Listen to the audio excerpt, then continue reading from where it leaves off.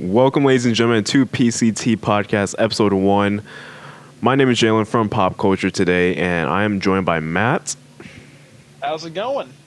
As well as Jake here. Also Jake. And, we actually, we're not really prepared for this. I'm just going to be the first to say we are not ready for what we're about to embark on. I'm not prepared. I know you're not prepared. I'm always prepared. Okay. Looks like you're the one not prepared here. No. I mean, if you guys are prepared, I guess I'm prepared then. Yeah, he's not. But yeah, this podcast is going to be, it might be a little rough. It might be awesome. We'll just have to see where it goes from there. But Jake and Matt are, so far you guys have been hearing my voice on the channel. Jake and Matt are the other faces behind the channel and the reason why this channel is also, a thing. And without them, this would be nothing. So just want to put that out there real quick before we get started here. But the point that Jalen would also be nothing. FYI, I'm not the blue-haired person on the banner. That's my boy Jake over here. I'm the guy with the normal brown hair. Well, just let everybody know who we are. I like to keep it on brand. What we need to do, like in the future for these podcasts, is like have our animated bitmojis. Like whenever we talk, they talk. Can we get an animator? Like a lot of work. Can we get an animator? Well, okay. Instead of these podcasts being like every single week, then we can just do like a month, like a podcast every single month, and like it's like just the most visually stunning podcast, which is ironic because 9 times out of 10, a podcast is something you listen to, not something you really watch. Yeah, that sounds like a horrible idea for a podcast. Listen. Yeah, it sounds like a lot of extra work that's not really needed, But I mean, hey, man, do whatever you feel necessary. How about this thing that you're supposed to listen to? Probably about each week or every other week. Don't you work at once a month? Don't you work at Pixar, Jake? This is something you do. Oh, me? Yeah. Yeah, you're my big career move. Yeah, you're like Bob Iger or something at Pixar. I'm going from this straight to Pixar. Yeah, that's the jump. Yeah. Well, good luck with that, man. For those of you that hate Frozen 2, this man's responsible for why you hate it. So I hate Frozen 2. Needed for okay, well then blame Jake. There you go. Well, yeah, we'll save those comments for after the podcast. Frozen was Disney, not Pixar. That's Pixar. No, it's not Pixar. He's right. What? Ooh, Frozen's not Pixar. Disney does own Pixar. Dude, friggin' Disney, dude. They own everything. That's not my fault. Get mad at me. They do own everything. But one thing they don't own is Warner Brothers. They don't own you. Well, I don't know. They kind of do. You buy into everything. Yeah, Disney owns us. You buy into everything. Everybody in this world buys into everything Disney. Pretty sure it's slavery, and I think that was abolished about 200 some odd years ago. Give it time. We'll make a comeback. Okay, so Warner Brothers. Yeah, speaking of things Disney don't own, Warner Brothers is one of those things, and with Warner Brothers comes DC. And this week, it broke in the news that Andy Muschietti, is that how you pronounce his last name? Muschietti? I think it's just Machete. Machete? Andy Muschietti, just like not like Muschietti. I think it's just Andy Muschietti. Mush Eddie. Regardless, the guy that directed the Italian name. All right, let's just get it's a nice name. Like I like the last name. I like how it looks. It's very clean. Very exotic, like Terry. It is like my last name. But no, this is the guy that directed the last 2 It films, and personally, I don't know about you guys. They're not, they're decent movies. The last one being really bad in my opinion, but that's besides the point, I guess. This guy is, I like the first one too. I thought it was overrated though. Overrated, interesting. Yeah, very interesting word there. Well, some of us read the book, so yeah, and I know how to read. I've been meaning to read the book, but it's like I think 400. the most underrated Stephen King movie is that awesome one. Is it called Maximum Overdrive, where the cars kill people? That's a classic. Not Maximum Overdrive. That is Death Race you're thinking about with Jason Statham. No, these cars are like, you're thinking of Carrie. No, that's not even right. Carrie's the chick with telekinesis powers. Excuse me. Whoa. Woman, not chick. Whoa, no, I Okay, think you're thinking of X-Men. Not that. You're thinking of Cars 3. my lord. Cars 3. Okay, I don't- well, Okay. So the guy that directed it, that was an interesting side chat. The guy that directed both It films, Andy Muschietti, is scheduled to begin work on the Flash film in 2020, and he says it will be a, and I quote, different version of Flashpoint than you're expecting, end quote. I personally not excited for that. I love DC, love the Flash, but when it comes to Flashpoint, people have tried to do different versions of Flashpoint. It doesn't work. Why is that? You really just got to stick with, if you're gonna base it off of comic book, and I think this is true for anything. If you're gonna base it off of comic book, I don't think personally that you need to change it so much where you have to say it's a different version. yeah, I mean, like Because some changes in then an adaptation it goes against are the good, whole though. thing. It all just depends on what they change. If they like make the change so drastic and different compared to what the actual graphic novel is, you know, I mean, rough what's it called? Like rough versions of like the CW. They did like a kind of, like, a Interpretations. small interpretations. Thank you. They did like an interpretation of Flashpoint in the CW, and it just wasn't good either. My thing with the movie isn't the fact they're changing Flashpoint's story around. Because I mean, I don't know a lot about the Flash. I know like the need to know stuff. You know, I'm not a big Flash fan. For me though, a movie that's had so many directors, it's been pushed back so much, already with a confusing universe to be in, I just don't see if this is going to end well either way. I mean, for all I know, it could come out and be a really good movie. I'm not going to say it's going to be bad because Andy Muschietti, I liked It One a lot. It 2 was pretty boring, but he's still a really good director. So, I mean, I have faith that maybe he could turn the project around. But the fact it's gone through so many directors at this point. It's just been, I forgot even who's directing it. Isn't there like Dude, wasn't this this movie supposed to come out like in 2017? I think it was like Yeah. 2017 or 16 or something. Like this that. movie It was like, due so long ago, and people just kind of forgot Because- about it. I feel like back then they were going to do a Flash movie that was going to tie into like the other DC movies, but I'm pretty sure this movie is just to make it so they can reboot the universe. And that's what I was thinking as well. I think it's a pretty big rumor going around as well, especially after this news broke, with that this Flash film was going to kind of rewrite the DCEU. And after this Flash film, we're obviously going to get that Robert Pattinson Batman movie, and then that's where that Batman would, pick up the mantle of Ben Yeah. Affleck. And the thing though with Flashpoint I'm down. is I think Flashpoint should have been DC's endgame in a way, because I feel like Flashpoint, I get what they're trying to do, trying to reboot the universe because of how poorly it started because of all the issues with Suicide Squad and everything. But like Endgame, it was a definitive ending. It was good.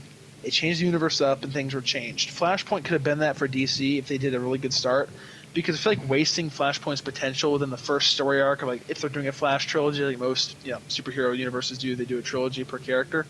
I feel like it's a very big waste right off the gate because that could have been like a game-changing scenario down the line for DC if they wanted to do that. Yeah. yeah, Yeah, I feel this like is this definitely just here to reboot things. I feel like that's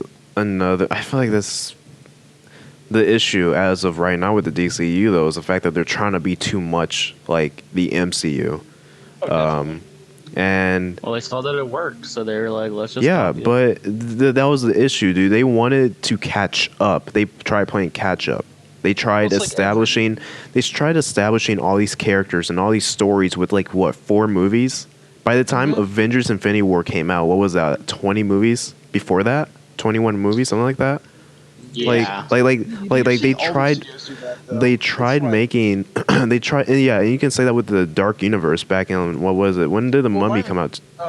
Mummy was 2017 if I remember correctly. They tried doing the same thing with that as well. And you cannot start a cinematic universe that is as powerful as impactful and long lasting as the MCU without the time dedication. Well, dude, look at the Fast and Furious films. They're doing the same thing. And I understand why they're trying to profit off of this with the different universes, because they made a lot of cash because of Marvel. They were the ones who really kicked it off. But there's so many unneeded franchises that are trying to do this. I mean, DC could do it, but I think it's to the point where it's just so messy now. I mean, they should just either what rumor is they're rebooting it, or just stick to films like Joker, Elseworld stories. I loved it. Kind of like their animated catalog. All the animated films, they bring back the same voice actors half the time. A lot of them have the same animation, but they're all separate stories. And I 100% agree. But that's the thing, dude. I do want an overarching DC story. You know, you can't. Yeah. You tell me you can't. You know, I definitely do want Elseworld stories. That's what made Joker amazing. And I hope to God, you know, there's this rumor about there being a sequel.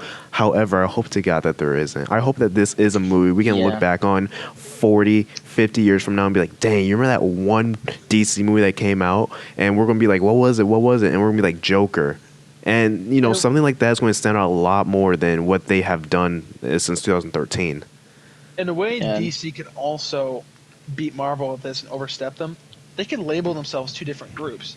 Have the DC Universe group, like the overarching story, as a DCEU or whatever the hell they want to call it, because they've rebranded that so many times at this point.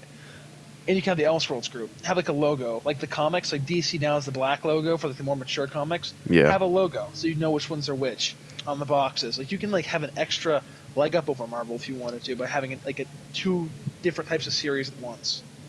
I agree. They could have had a very good universe going on, I feel, because Man of Steel, I feel, was an amazing movie. I loved Man of Steel. Yeah, I thought it could have really hit off of a whole universe just with that movie. But then they decided, well, let's rush it. Let's have these people already meet. Let's have this, let's have Wonder Woman now. And it's like, okay, when are we getting that movie? Oh, we're not getting it till way later. So, and the thing is, it was just bad planning. It's not wasted potential. I prefer pretty much 99% of the cast choices.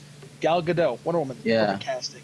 Henry Cavill, perfect casting. Ben Jason Affleck, Momoa. personally for me, is my favorite Batman. Christian Bale has the best movies, but interpretation from comic to screen, Ben Affleck has killed it. He was the perfect Bruce Wayne and Batman. Jason Momoa. I honestly wasn't a big fan of Ezra Miller. I recast. I wonder if they're going to keep him for this Flashpoint movie. They probably will. I don't see why not. A bad pick. Logan Lerman's coming back into the spotlight. Logan Lerman. Oh, Percy Jackson? Percy Jackson. Yeah, he's coming back. Lordy, dude. Is it Hulu or Amazon Prime show called Hunters with Al Pacino? He's coming back apparently. So I mean, hey, I won't see him. I could see him as Barry Allen. Man, I haven't heard that name in a while. Yeah. I think he quit acting. Yeah, I mean, Sea of Monsters wasn't anything to go home about. That was what, 2013, I think? Yeah, 2013 sounds about right. The first one came out in 2010. Yeah. So, yeah. But, yeah, dude. And the thing is, I do feel like I agree with you, Jake. Man of Steel is probably my favorite DCEU film. And I guess this is one thing I've been exercising in quite a few of my videos I have up on this channel now, is that I want DC to be darker. And Man of Steel, say what you want about it, it was the darkest interpretation of Superman we have ever seen on screen. The problem with dark interpretations is you can't go overboard, though, because like some characters, like with Spider-Man, Tasm, I do like the series. I think it's very underrated. But you cannot take a character like Spider-Man and just throw him into the dark corners of like, everything. Because like Superman stands for hope and like a better future, and have this person who is it's almost like symbolism too for like. Well, that's what I kind of liked about Man of Steel.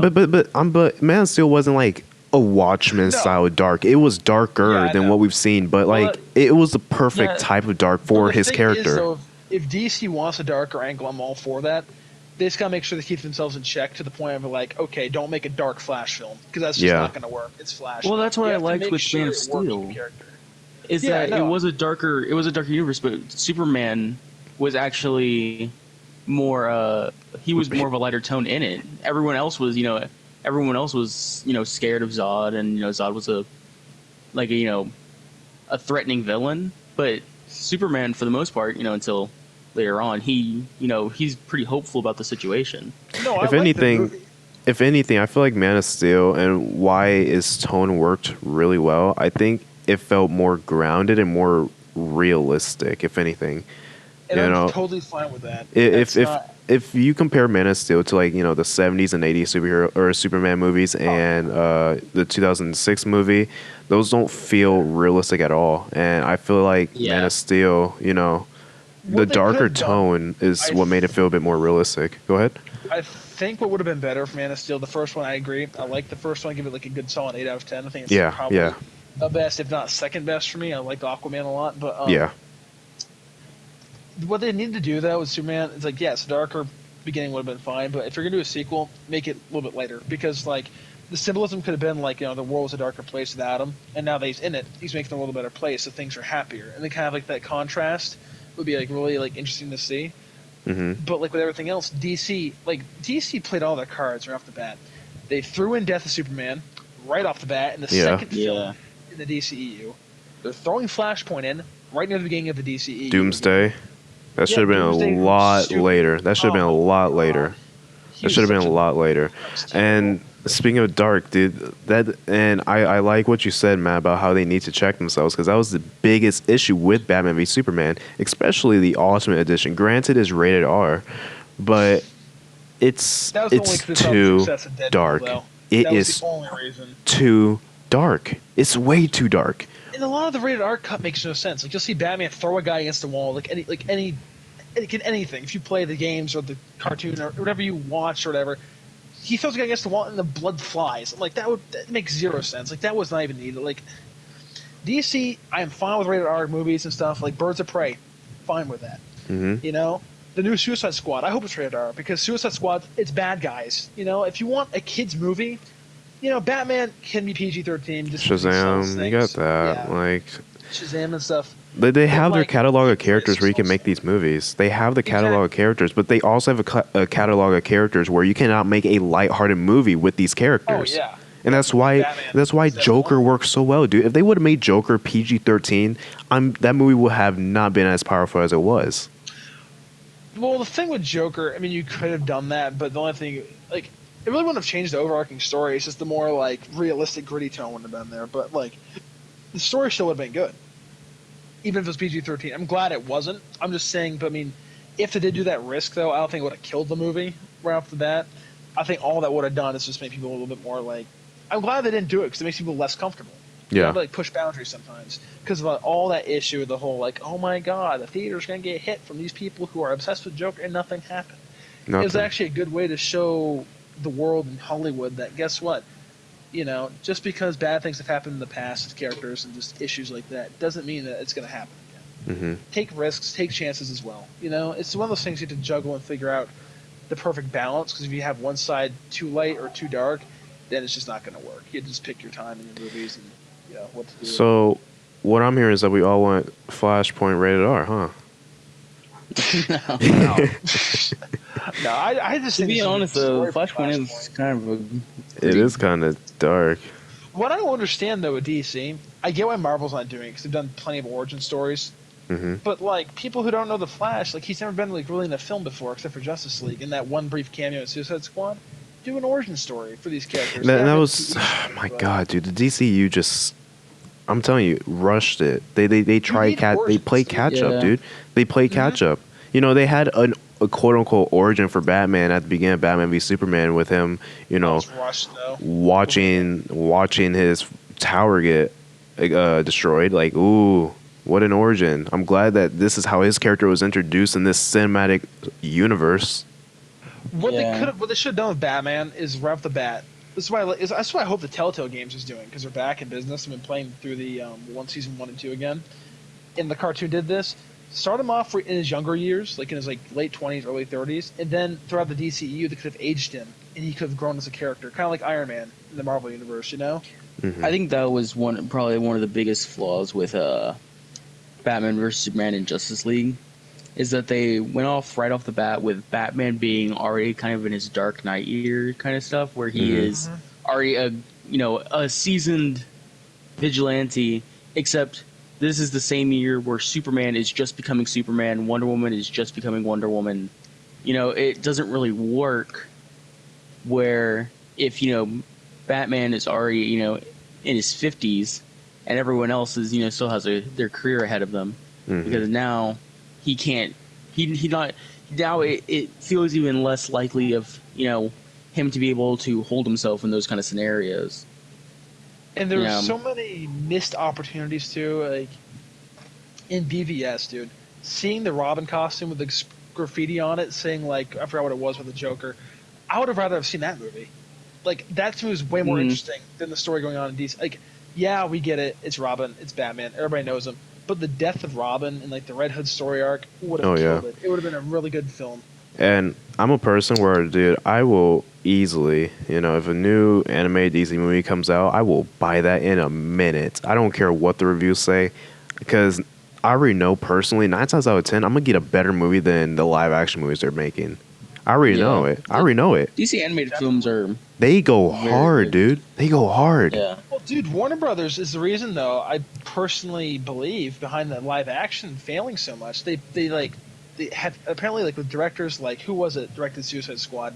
Oh, my God. Was it David Ayer? No, it wasn't David Ayer. Yeah, it was David Ayer, okay. yeah. Like, there was, like, conflictions with him and Warner Brothers. Like, I think he wanted to make it rated R with a different villain, and they said, no, like... Yeah, that was the original. That was the original thing. Suicide Squad was originally supposed to be rated R. And they shouldn't have done stupid freaking Enchantress as the villain. I'm sorry. Make it a grounded character, like some sort of like, even like a terrorist organization. It honestly didn't need to be an actual super villain. No, you could have stuck to a more comic book version of it, being they're here because they are supposed to be taking out. They're supposed to be doing things that the government can't, publicly do. And they're skilled at doing it.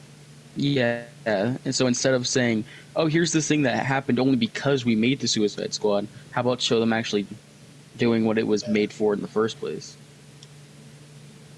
Yeah, the DC EU movies, I think they happened too fast and not enough thought went into them. Yeah, there wasn't enough creativity freedom either.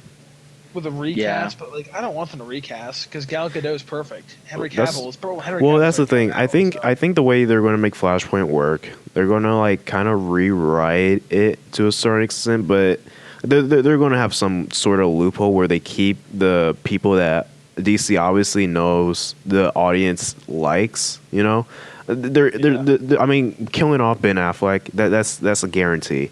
Killing off Henry Cavill, that's probably going to be a guarantee as well. I see, and within the next 3 to 4 years, we will have another kind of like a Young Justice-esque movie, I guess, if you want to name it that, with Flash, new Batman, Aquaman, and the same actor, and Gal Gadot as Wonder Woman. Well, yeah, in the Flashpoint comic, I mean, the whole thing is, he goes to the alternate, he makes like an alternate timeline, but everyone, besides Batman and, some, like on the other side, a lot of the characters are different. They're different interpretations of the character, different versions, but when he comes back, it is the same people, but, they've just been updated for a new, basically a new run. That's all Flashpoint was really in the first place as a comic, was to reboot the comic book as a whole. Mm-hmm. And you could easily say, just kind of speculating what he's saying of it's going to be a different version of Flashpoint. You could easily say, oh, one of the reasons it's different is because there are different people playing characters now. It's because he went back in time, and I came back, and everything's just a little bit altered now. Yeah. Because he messed with time, and now guess what? Ben Affleck's no longer playing Batman, or maybe that's what they're doing, dude. Different version of time. Maybe Batman didn't start so early. Maybe he's just younger now because just different timeline. Here's the thing that I want to know: are they going to keep the canon established already with Man of Steel? Are they going to keep all of that still canon, or do you think they're going to scrub that away and it's going to be a fresh I'm sure it will be. I'm sure what will happen is that it's canon where it did happen, but Flashpoint made it where it's not the same as the movie was. So it did happen, but then Flashpoint kind of yeah. Well, that's the whole thing is Flashpoint. Well, yeah, but here's the problem. So we're getting Wonder Woman 2, which is 1984 coming out this year. Then they got Flashpoint. So it's like, what's the point of having a Wonder Woman sequel then if all that's Birds of Prey coming out? Maybe just set it up. There's actually rumors that Birds of Prey is going to be like its own thing, kind of like Joker. That's actually a rumor. Maybe. I don't want it to be. I don't know. I don't think it is. It has to be canon. Cool. I want to see freaking Ewan McGregor's Black Mask versus Robert Pattinson's Batman. That'd be really cool to see. Man, and I'm the total opposite. I want to see Robert Pattinson, and that's just only because everyone gives him a lot of flack for Twilight, but if you've seen any other movie with Robert Pattinson, one that comes up is Good Time. Came out 2017. Amazing movie. His acting, like, he's a great actor. And then he was also in The King on Netflix. You know, I didn't finish it, but what I did watch, he's once again a great actor. He is a worthy person to play the role of Batman. And you know, I think with a little bit of, like, you know, training for the role, I think he will kill it, dude. Personally. Well, no, I want him to see. I want to see. That's what I was saying. I want to see Black Mask versus Robert Pattinson's Batman. Oh, okay. Yeah, I misheard you. Like, what do you mean? Like, I want. Yeah, I was gonna say you're like. I completely disagree. I also want to see. Yeah, okay. Like, Yeah. okay. No, I thought. Yeah, I thought you said that. You, I thought you like, were gonna say. I thought you see Joaquin you. Phoenix's Joker. I'm like, I thought I can go with that, but I'm like, okay. Okay, so I thought you said. interpretation. I thought you said. You rather see Black Mask. I was like, whoa. No, I want to see Ewan McGregor's Black Mask versus Robert Pattinson's Batman. Yeah. Okay. Yeah, that'd be interesting. I'm down for that. That sounds awesome, actually.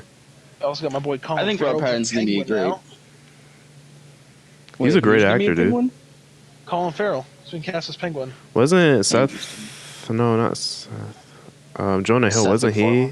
Wasn't he like No, in 'cause talks? what happened was he was asking ridiculous money for the role. He wanted to be paid more than Robert Pattinson, who's Batman. Oh, calm down, Terrence Howard. Turns out, yeah. Dude. But no, I'm fine with Colin Farrell being Penguin because if anybody here's played the Telltale games, I actually prefer the Penguin from that, where he's actually more of a serious crime boss, not just like this kind of like Colin- fat guy joke, ha ha ha. Was But, like, Colin Farrell in the new Total Recall movie that came out earlier? Yeah, he was in the reboot of that. Hmm. But like, I'm totally fine with the skinnier, more serious Penguin than like the whole freaking shtick of like the whole like, you know, over the top '80s freaking. So That you're Penguin. talking kind of like Gotham?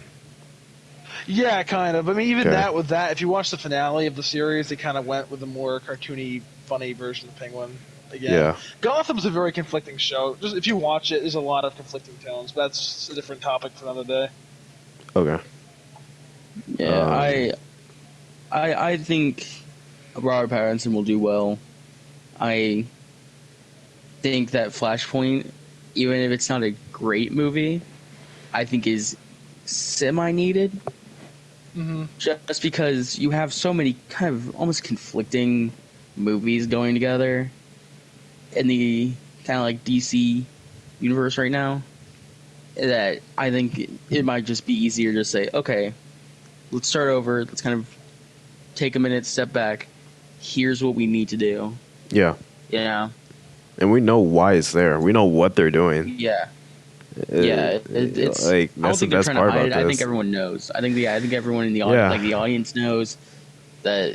I think it's just, you know, them I guess- listening and saying, okay, let's try this again. I guess the only thing I want now is for it to be good and for it to have substance and meaning, because I don't want them just to rewrite what we've seen these last 7 years, and then the end result still be crap. I want whatever they have up their sleeves to, guys, we messed up. Let's make this better, and I want this to be better, because it's not like, I'm a person, I love both Marvel and DC, right? For different reasons, obviously, because the DC live action movies, for the most part, don't even like stack up against Marvel movies, in my opinion. But Yeah. I do want to see good competition, dude. I do want to have a summer where I'm like, damn, dude, like, do I go see this Marvel movie or this DC movie? Like, I want that type of competition, and I've never had it, It's never been like It's kind of that. sad too. Like, if you just heard what you said a second ago, it's 7 years, right, from 2013 from Man of Steel. Mm-hmm. We're at the point now in the DCEU's life cycle where Marvel was for Age of Ultron and Ant-Man, and the freaking ground covered is kind of laughable where they've gone with the DCEU. Oh, man. Jeez, man. Yeah, Marvel in 7 years was at Age of Ultron. Let that sink in, man. Yeah, how bad that is. I mean, like, whew. Whew. Well, I mean, if Flashpoint sucks, you know what they can do? Just make Flashpoint 2. Yep. Do it over again. Make the sequel. Reboot Flashpoint, Hollywood that sucks. Hollywood- Flashpoint 3, reboot Hollywood's Flashpoint good 2, at which that. reboots Flashpoint 1. Hollywood's Yeah. good at that. What was that picture we saw? You go to the cinema, And on the where it says now showing, it says now showing 80s reboot. yeah, 80s reboot sequel. A superhero sequel. Animated kids movie. Yeah, Animated it's movie, still true, dude. Flashpoint sucks, so just reboot it. But yeah, dude, I really do want this to be good at the end of the day, man. And DC gets a lot of flack, but the comics are amazing. The TV shows are, say what you want about them. Some of them are good, some of them are bad. Some of the movies are amazing. The Dark Knight trilogy, Watchmen, the original Batman movies, Batman, what was it, 89, and Batman Returns, the original Superman, Man of Steel. Like, they have good movies. They just need to realize that they're not Marvel. They're not the MCU. Yeah. And that's their biggest downfall right now. Creative freedom and utilizing their time wisely. Because what you just said, Matt, is insane. 7 years. They are Marvel three came to the point years of, off. 3 years off of the sequel. point. They were on the sequel of Avengers, dude. 7 years in there. 3 to 4 years off the point that Endgame came out. We've gotten one Superman movie, one half-baked, basically an excuse for a Batman film without calling it a Batman film, which is BVS. Wonder Woman, one film on that. Suicide Squad, Justice League, Aquaman, Shazam. Look, dude, they have no sequels. They've had no established characters. They've had no character development. It's so kind of laughable, and I don't like making fun of studios because I feel bad for the actors because I'm sure they signed on to be oh sweet, you're gonna be the next big thing, and it's just really sad, man. Where this has gone so far. There was a half-baked post credit scene with Superman and Shazam though. Oh, dude, the most laughable post-credit scene, which makes no sense. They don't even show Henry Cavill or anything. It's just it's the bottom of a suit, someone in a Superman suit. And credit scene in Justice League. I'm what is even the purpose of this? We're already on the Legion of Doom, and we're 3 movies in. What is happening? Yeah. It was the most confusing thing, and it makes no sense. Why would he want to recruit Slade? He's how about we make a League of Our Own? And I'm what? Okay. I'm have you guys met before? I've never. I do think it's funny that they Lex Luthor only saw 2 people, Superman and. He only saw Superman and Batman and was it's time to make our League of Our Own. Yeah, and it's just people who don't know who Deathstroke is. I mean, us being comic book nerds and we watch the shows and play games, we know who he is, but people are not going to know who the hell Slade Wilson is if they watch that movie. They have no idea what his point of his thing is. So, I don't know. It's just ridiculous. Yeah, I don't know. One can only hope. So yeah, man. On the topic of superhero stuff, though, the director of the original Doctor Strange has parted ways with Marvel and will no longer helm Doctor Strange in the multiverse of madness due to, and I quote, creative differences. And I quote. Now it's just funny how we were just talking about how DC has the issue of creativity and. The original director, Doctor Strange, is leaving Marvel because of creative differences. What I always think is funny, whenever they bring up the excuses, creative differences, I always just picture this silent room, and they have to give this very normal speech, be okay, due to creative differences, we can't get along. I just picture these 2 people who just secretly hate each other, trying to have to get along for a second, because we all know creative differences mean that someone's pissed at the other person because they're not doing what they want them to do. Whether that be Disney or Andy Muschietti, I don't know who's to blame for this. Because... Oh, no, this is Doctor Strange. Oh, that's right. No, yeah, Andy Muschietti. Is he doing Doctor Strange? No, that's Flash. Oh, my bad. Okay, who the heck's doing Doctor Strange? Let me double check. I cannot remember. Yeah. Doctor Strange. Muschietti. Scott Derrickson. That's the director of the original one. I'm okay with the new director for Doctor Strange. I might be in the minority here. I didn't care too much for the first one. It was a film that I don't think you needed to see. To be honest, I mean, it's not like in the MCU he held a very important kind of role, except for it was just it was another Infinity Stone. Okay, I'm looking at this dude's catalog of movies he's worked on here, and I think I know why he left. So as we know, Doctor Strange 2 was going to be a darker movie. Scary And movie. it was supposed to be a like MCU's first horror movie, right? Yeah.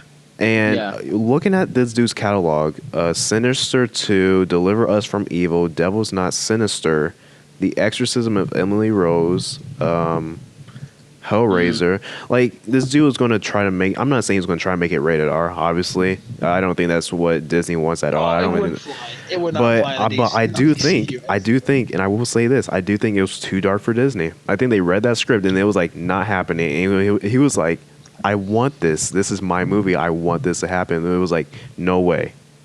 Well, That's the thing you have to exactly. I'm remember calling also, not to defend Disney, is they've built up this brand to the point of like the MCU. I would almost go as far as say it's the most recognizable brand in the world, past Star Wars, past Harry Potter. I understand those are big also, but like when it comes to like the scope, MCU, just Marvel in general, is massive. I could. It depends on how dark he was willing to make it. If they saw like, okay, this is getting a little bit too over the top, because I mean, remember we were 8 when Iron Man 1 came out, so we had the first decade was Iron Man from us to Infinity War. And if there's kids in between that point and they're still young, I mean, I'm still down for some horror elements and stuff, but do you really want to like throw in a full-fledged horror film into the middle of it? Because you don't want to like give some kids some mental scarring either. If they're like, it depends on how far it wasn't too bad. Phase 4. This is also Phase 4. If you're starting a kid off with the sequel to Doctor Strange. Yeah, but remember, the MCU's been tame though up until this point. Like the darkest MCU films are probably like Age of Ultron. Endgame. Yeah, but Endgame's not even that dark. Decapitation. What is for decap? Oh, that yeah. Well, yeah, but again, that was only shown. It's like it all depends, I guess. It was shown. It was on the screen.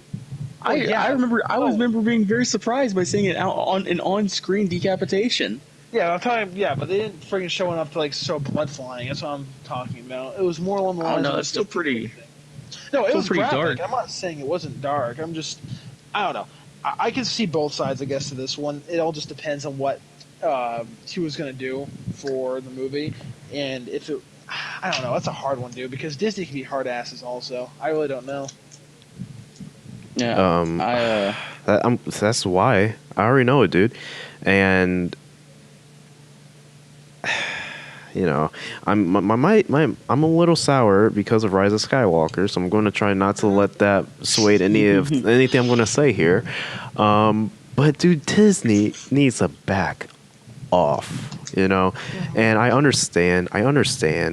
You know, it is their job to produce these movies. It's not their job to make them. You know, that's for the writer. That's for the director. Yeah. You know.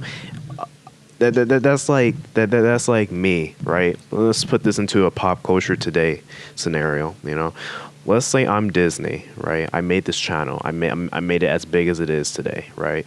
And Jake and Matt, you guys are over here, you know, writing and wanting to direct a specific video you want to put up on the channel. And I'm saying, no, because I'm the reason this is so profitable, you're not going to do that. And then I say, and they're all we have creative differences. Yeah, you say we have creative differences. Coming down the line, we have Blade. Yes. And if Blade's PG-13, no, then I'm gonna be like, okay, like, no, you gotta start doing some, you gotta change things up. No. Blade is Blade, Punisher, Daredevil, Wolverine. You're gonna have a bunch of rated R characters coming up. Well, Daredevil and Punisher, I'm assuming because of the reboot, because they already pretty much announced it's happening. And those are rated R characters as well. Daredevil, you know, I mean, you can kind of maybe squeak by Daredevil's PG-13, but he's a rated R character, you know, to the bone. Mm-hmm. And if Disney gets like scared like over the littlest things, I don't know, the MCU's can go, man, if they can't make a rated R film. And I've been saying this ever since they announced that Phase 4 slate. And I know some movies keep getting shifted around and some keep getting added in TV shows and whatnot. But Phase 4 is something that I am personally, like, I could care less about right now. I remember when they released Phase 3 and even Phase 2, dude, that timeline, I remember, like, being so excited. And I was like, dude, I can't wait for, you know, this being like 2012. I was like, can't wait for 2014, dude. I can't wait for 2015. I'm so excited. And I don't know. Eternals, the movie comes out, and you're like, yeah, and it's like, I don't know if it's because, like in my head the story that I wanted I got and it's over for me, or if it's genuinely because this does not look good. I think it's because Endgame is it's a good ending. It is a good ending. It really is. That's your problem when you build up a such a collection of movies to have such a great ending, and then you go, okay, we've done it. People who are dead, people who are alive, and everyone lives happily ever after. Also, here's the next 8 movies we're putting out. Yeah. And it's like, wait. And I think that's what I'm so like off about, because Endgame was I dare I say the perfect ending to the MCU. Here's the thing I have a problem with though, with especially I think Disney's getting too big for their britches at this point. We have so many characters we have one movie of: Black Panther, Captain Marvel, Doctor Strange. We're getting a sequel, obviously, to these characters down the pike. But why not focus on them first and then introduce the other characters after? Like, why are you gonna start throwing in Shang-Chi and Eternals? Like, you're gonna have like a slate that's gonna be so packed full to the brim, you're not gonna know what to do with. And Black Widow, I'm glad seeing her movie. It's long deserved, along with Hawkeye getting his own TV show. They should have had their own thing for a while. Mm-hmm. But like, when you already have like Black Panther, like I said, Doctor Strange, Spider-Man still going, all these new characters, Captain Marvel, you're gonna need to like take a break, because you're gonna have to start wrapping some stories up then. Because if you just start having 50 different stories in like 6 movies a year, oversaturation, I mean, it's gonna be the least of their problems. It's gonna just create a freaking messy universe at that point. It will just feel like it's like, because people will start thinking like, oh, remember when this first movie came out 6 years ago and it's still going. It's just going to be a realization that they're like, too, basically. Yeah, for real. That's the thing, is like, once you see there's no end to a story, it's like, what's the point of watching? Yeah, because if you're going to die before it ends. Yeah, there's no real reason to keep going. Me. Especially me as a Walking Dead fan, I know what that's like. Because it keeps that's why I canceled the recordings for that long ago, dude. I think it was season 5. I was like, good, I'm done. But the issue is like, I'm fine. We're up to 10 seasons, fine. But at least have an ending in sight. Don't just keep, you're gonna go for another 20 years. I'm like, I just can't. I'll be like 30 or 40 when this they said the same thing about Star Wars, dude. Remember back in 2014 when Disney bought it? Yeah, about 100 movies or whatever over the course of the next 100 years. They said we're going to release a new Star Wars film every year for the next 100 years. And I was like, well then, I hope they have some death preventing the new trilogy that they said we're doing no more trilogies, but you hear about all the trilogies that are the new trilogy they're already saying. No, it's a new saga they're making now. Yeah, a new saga. Yeah, the High Republic. They're not even touching the Old Republic. They're doing the High Republic. Yeah, I hope they have some death preventing medicine so I can watch these. High Republic was 200 years before Phantom Menace. So basically, no one we know is alive about, or anyone cares about. So it's no one from the Old Republic that people, older fans like. And it's no one from the newer movies that anyone likes. It's a whole new set of people that no one's going to care about. So Kathleen Kennedy's just driving it into the ground. I'm sorry. Same thing with Marvel. I honestly, they need a new. They should get Dave Filoni as the new. I don't know. Episode 5 of The Mandalorian, which is what he directed, was kind of iffy to me. I liked all the episodes of Mandalorian. There wasn't one that I was like, No, I liked them all, but some I was bored. There's not one that I was bored with. I think the only one I was bored with was the Prison Break one. Really? I like that one. No, I thought that was a cool, I need a job kind of thing. I always like those kind of movies where everyone has like a specific job to go to do something, kind of like Ocean's 11-ish kind of things like that. I always like those kind of movies. Master Codebreaker from Last Jedi. Master Codebreaker, even though it's the only one in the galaxy, there's 2 of them in the same place. What a coincidence. But yeah, this whole Doctor Strange thing, man. Yeah, I don't want to talk about Star Wars. I'm gonna keep it real with you. I'm not happy with that. That's a topic. Marvel. And plus, dude, I don't want to get, I don't open that can of worms. Yeah, for dude. the next podcast. Yeah. Next week, guys. Stay tuned next week. We have a 4-hour podcast. Yeah, One topic. Yeah. The title's just Star Wars. Star Wars episode 12. We'll call it 1979 through 1983. That'll be the name of the video. The glory days. Glory. But yeah, this Doctor Strange news is kind of not after looking at his catalog of movies, because at first I was like, okay, whatever. But after looking at his catalog of movies, I feel like we're going to be missing out on something awesome. I really do. Yeah, I would love it if someone released that script. I would love to if someone released what he was thinking about doing. If at some point he released what he said he was going to do to see of why. He probably will. If he doesn't come back, I can see him. To see what. Yeah, because directors have done that, dude. I can see him honestly being like, yeah, this is what I was gonna make. It's not happening now. I can see that. Since he won't in the future anyway, just change some characters around. You can make it with the Marvel supposedly, from way back when, I saw somebody say something like this on the internet. I don't know if it's true or not. I think it actually may be true. Is that apparently he never wanted to do an origin story for Doctor Strange. He wanted to get right into this type of stuff right off the bat with Doctor Strange, but Disney said no. So maybe it's just the last straw. That was probably for the best. I think we needed an origin story because Doctor Strange is such a multi-layered character. You can't just go right into the sorcerer stuff. And also, no one goes like, "Oh, Marvel, yeah, my favorite character from Marvel is Doctor Strange." And it's also opening a whole new side of the MCU, just like Guardians opened up the whole cosmic side. Like the mystical side of the MCU is a whole entire new. And Far From Home did the what was it? The Earths, like the multiverse. That's it. Yeah. So, yeah, man, I really do want to see this movie. Now, what if we get Sam Raimi to do Doctor Strange too? That could happen. I would be okay with that. I was thinking about that. See, my issue with Sam Raimi is I don't want it to be campy. I don't want him to do the campy stuff. Like it's. Okay. I understand Spider-Man. You can say it's a period piece. I get that. I'm not a big fan. I mean, I like the Raimi films. I'm not like a massive fan of them, but I mean, I'm not a massive fan. Spider-Man was really not a.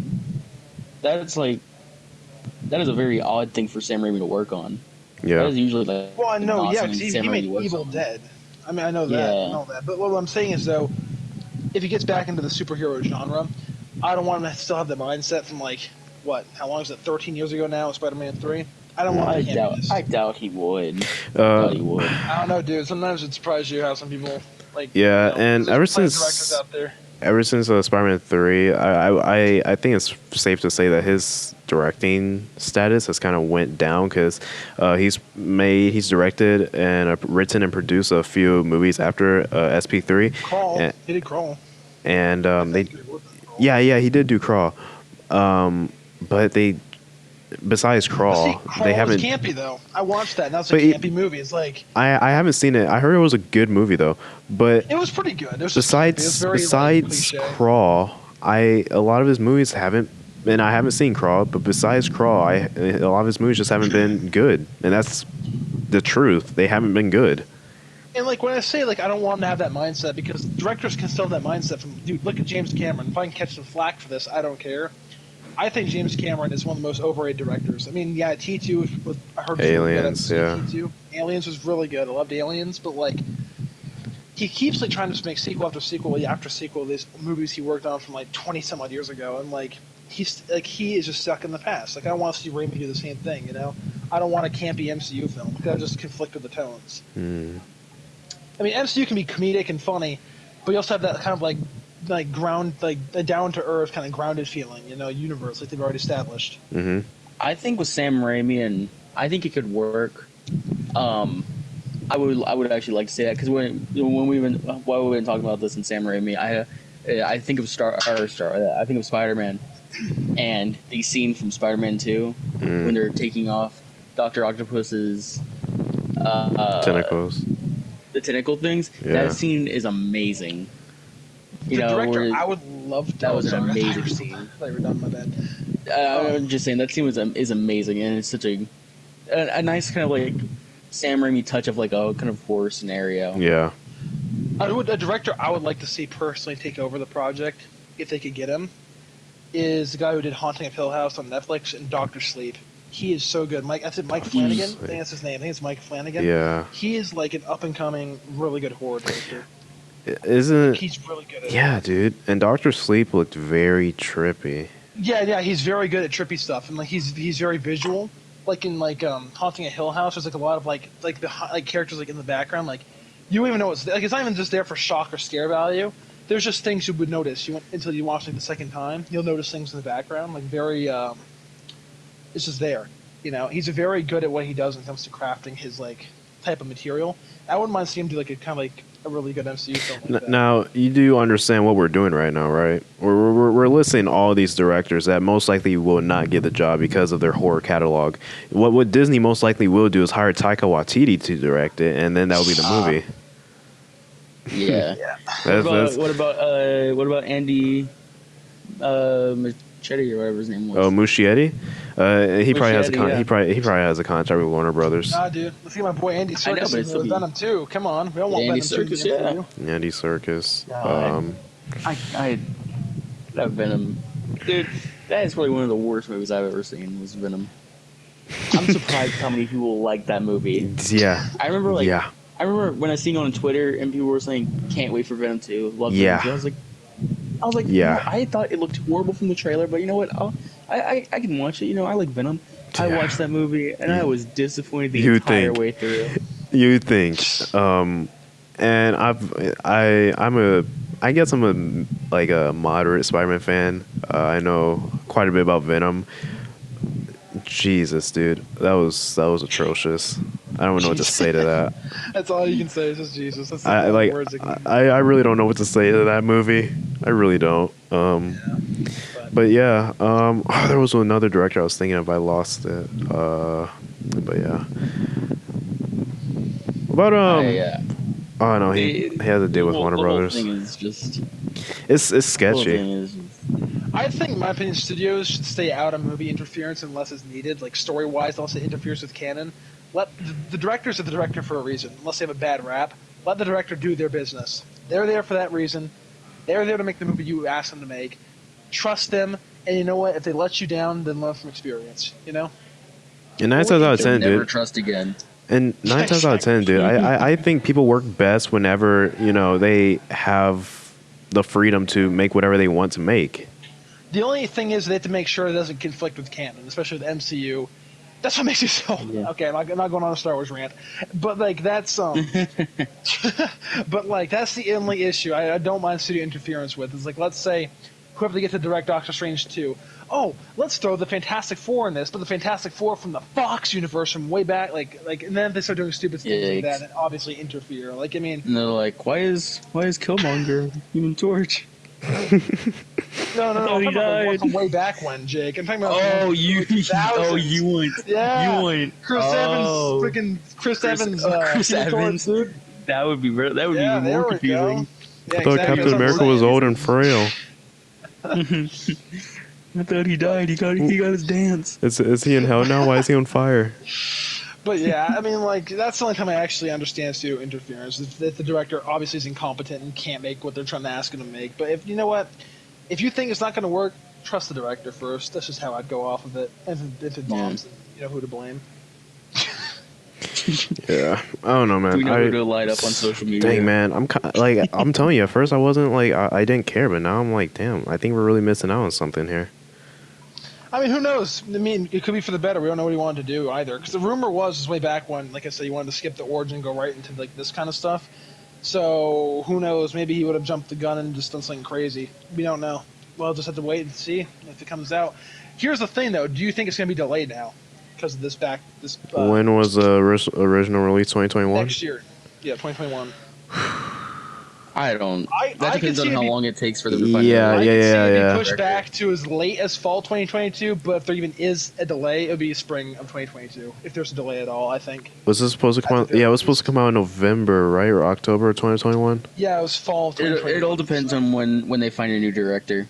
Oh, dude, I'm sure there'll be tons of directors wanting to like get in the MCU, dude. Definitely. It's a doorway into like your freaking future when it comes to like directing. Yeah, when that news broke, you know, phones were ringing. Phones were ringing, man. If you have like an MCU freaking movie under your belt, then you're set basically for life. I don't know, man. Because then what happens is like, oh, do you know this guy? No. Oh, he directed this MCU movie, and it's like, okay. But then again, I think it might get delayed a lot later because I don't think it was a directorial issue per se. I think it was a story. I think it was a script. I think it was the writing. And I don't know who was writing it. Maybe it might have been the same director because sometimes, directors write and direct. I think it was way more of a script issue than a directorial issue. Definitely. So if not only are they trying to find a new director, but they're trying to rework this story, this movie probably will be delayed for a year, and we probably won't see it till October of 2022. I don't know. Honestly, typically, it takes about a year to film a movie as well. So that's if everything goes according to plan too. Don't like screw up. I can't be too upset about it. Yeah, I mean, Doctor Strange, out of like anybody, I like him as a character, but I mean, if this was like Spider-Man news, I'd be like, a lot more worried. But I mean, yeah. Well, we got our fair share of that. So some of us don't like good Spider-Man movies in this party, so it's understandable. Yep. Podcast. Yeah, and broadcast. Another time. We'll call that one. It has to be like still like just a 4-hour podcast, just us talking about Spider-Man. Matt Far From Home. Matt Far From Home. It'll just be Matt talking for 4 hours straight. Saying why he likes Far From Home. Anyway, but. It's been a 30-minute podcast of us just saying why it sucks. Naming names and blaming people for their opinions. Let's just move on, shall we? Alrighty. Well, quote unquote, move on. Speaking of actors. Speaking of actor, you want to do this one? Go for it. No, I was just transitioning, man. You got this. Oh, all right. Well, you say speaking of actors again. Speaking of actors, Nicholas Hoult has joined Mission Impossible 7 and 8 in an unknown role. People think he's going to play the villain. And wait, they have 7 and 8 planned? Whoa. They're pulling Avatar, dude. They're pulling James Cameron back-to-back shoots, and they're going to come out within a year of each other. The next 8 years are going to be filled with before Tom Cruise becomes 80 years old and breaks his hips trying to do an action for scene. real, dude. I don't know how he does all that. I don't know how he does all that. He needs to stop because he's gonna get hurt and he's not gonna be able to freaking get back from it if he hurts himself. Like, let's be honest here. He's gonna be like frail and he's gonna be like 87 and he's gonna be like, okay, he's gonna have like the world's worst arthritis at the age of freaking 60. The problem is that they keep getting like bigger and bigger with each movie. You know, they have to escalate it. So I feel like Tom Cruise that doing that. I feel like it's something like the actual movie. Oh, definitely. He's like the producer for like most of the stuff, just so he can. Because do you remember that when the producer said that he didn't want Tom Cruise to do his own stunts. So he had a new contract made so that he had to be the producer so he could do his own stunts. What I think was funny too is like you hear all this stuff about how Tom Cruise likes doing his own stunts. Then there's that like footage from Fallout whenever he was jumping the gap in the building. You saw his leg break. Yeah, he broke his ankle. Yeah. But yeah, wasn't there also a stunt woman that died on that movie, or was that Deadpool? Somebody died on Mission Impossible Fallout. I know someone. I know that one. It was oh man, I think it was a female stunt devil. I'm not caught up on my stuntman lore. But regardless, Nicholas Hoult never really failed to impress me as an actor. I liked him. I never saw him as a villain. He has too much of a nerdy. I can see him as the hacker guy. He could definitely be guy in the chair. He can be Elon Musk. He can be Elon Musk. Honestly, like seeing like his face, he just looks more like a. He looks more like a Jimmy Olsen. He's like Jesse Eisenberg, dude, but just better. Jesse Eisenberg, yes. He just like he doesn't look like a villain. To be fair, Rami Malek. I mean, they kind of no, dude. Rami Malek looks like a villain. He looks like a James Bond villain. I'm sorry. He's a good. I mean, they kind of like gave him the old kind of like makeup on him, but No, but even normally, like, I won't be mean here, but like, he just has that face. Like, yeah, we tried to say about Rami Malek. Yeah, what you got, Rami He's a Malek? great actor. I like love everything he's been in. Even Until Dawn, the game, he's great in that. And like, I just think Everything he but looks his perfect face. for a James Bond villain. No, dude. You know what? No, We all got that person. Huh? What? Nothing. Yeah. Yeah. I could see it. I guess I wasn't a huge like follower in the new X-Men movies, so I think they were amazing dude. and underrated. Well, dude, people was thought good in Christian them. Bale was bad for Batman. Everybody hated that casting because like he was typecasted, and look what happened there. So Yeah, he's never really failed to impress me as an actor, though. He was in Mad Max Fury Road, awesome. X-Men. Yeah, he was. He was also in Warm Bodies. I loved him in that movie. Warm Bodies. Yeah, He played that was a good Tolkien, movie. Biopic that just came out. That too. X-Men. You know, he was pretty good. He was a decent Beast. I mean, Beast is Beast, and you really can't go far with him. But yeah, I mean, I guess I'm okay with this. Like, I guess for me at least, it depends on the type of villain he's going to be playing. Because obviously, I don't see him playing like some crime boss or anything. Like you said, Jake, you know, kind of like a hacker, somebody with computers, like a nerdy villain. You know, kind of like oh man, what was it? Iron Man 3. Yeah, he looks like he could be like a behind the scenes kind of guy, but I don't see him as like a. I could see doing the whole thing of like he was an MIB operative, and then like, you know. He's definitely going to be a something like super smart guy, though. I can see that from a mile Oh, away. he has that face where he has to be like the genius of the group or whatever. He's dead, yeah. It was it M from 007, like super smart guy that always gives James Bond his. Yeah. Q, that's it. Q. Yeah, that always gives him his like. He's gonna be that guy, but imagine when that guy like try killing Bond. He's gonna be that guy. Yeah. I can see it. Yeah. But yeah, I mean, Nicholas Hoult.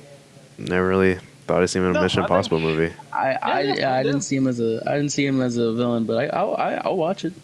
I never really got into Mission Impossible either, to be honest. I will say I've only seen one in Ghost Protocol. They're good. No, I think I've seen Rogue Nation also. they're decent movies. I haven't seen the last two. I haven't seen Rogue Nation or Fallout. I own both of them. I just haven't gotten around to them. Mission Impossible 1's great. 2 can be skipped. 3 with Seymour Hoffman. Amazing movie. That's probably my favorite one. And then Ghost Protocol. Yeah, Ghost Protocol is good. I do enjoy that movie. And then, like I said, I haven't seen the last two. But they're decent movies. I mean, they're just summer action movies. Decent story. Cool set pieces. Yeah. There's really nothing to go on about that, I guess. But at 7 and 8, I wasn't expecting to. I had to do a double take when I read that. I was like, hold on. That's been known for a long time now that they're doing back to back. I was like, hold on, man. So it's gonna be like, I guess it's gonna be like a part 1, part 2 type thing. Then they're probably going to end it. I don't know, not necessarily, because I think they're just doing it just so that's, like I said, Tom Cruise isn't getting too old to the point. Well, where he's he can't, going to be Nicholas is going to be in both movies, so maybe he's going to be like the overarching villain for the last two. maybe. Probably. Or maybe Well, it's he kinda becomes the new Tom Cruise. Well, it's kind of like what I think is cool they did with James Bond, the Daniel Craig ones now, is like they kind of have like an overarching connected story. Mhm. Like Spectre is like the organization that's like all the villains are a part of, which I think is Mhm. cool. And like the whole like Blofeld, who's an old Bond villain from way back when they rebooted him with what's his name? Oh my god, that plays him. Rami Malek. German guy. I don't remember his name. No, German guy. The freaking. He always plays bad guys or creepy guys in the movies. Baron Who's in- Zola. Wait, what movie was he in? He was in Django Unchained. He was in what's that movie by Quentin Tarantino you don't like? The World War II one. World War II? What'd you say? The Quentin Tarantino movie that's set in World War II that you don't like. What? The Quentin Tarantino movie that's set in World War II that you don't like. the. Inglourious Bastards. That's it. Thank you. Using that. Lordy, dude, I was like, what war? I was thinking like a war movie. I was thinking like a war movie. I was like, what war movie did Quentin Tarantino make? It's a World War II movie. It's set in that. Yeah, it is. Yeah. It is. Yeah. I thought I had the wrong information. I was like, so dude, confused. I was like, lost because I was thinking like an actual like war film. I was like, what is Matt on about? Yeah, no, dude. But using that, he always plays a German guy. What's his name? Is he Inspector? You said? Yeah, he plays Blofeld Inspector. He's like the main villain. I have no idea what you're talking about. Christoph Waltz. That's it, Christoph Waltz. Yeah, that's it. Dang, dude. Oh yeah. Yeah. Oh yeah, Jake. He's always a German guy. You know, he's always a German guy. Yeah, he's always a bad guy. He's either German or bad. It's like those are the two things he's always. Or both. Or both. Yeah, exactly. A bad German.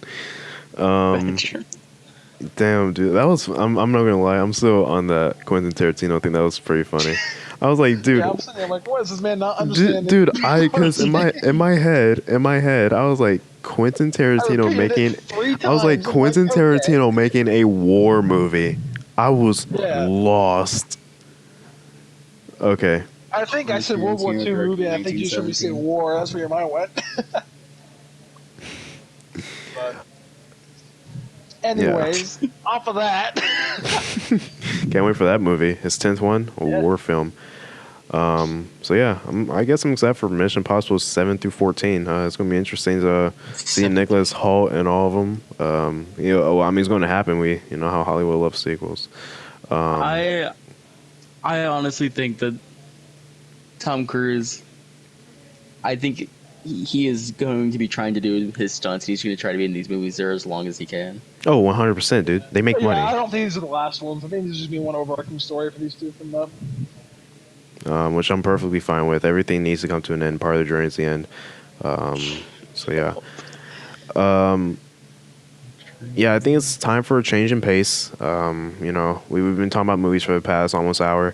Let's get on some games, dude, because this isn't just a movie channel.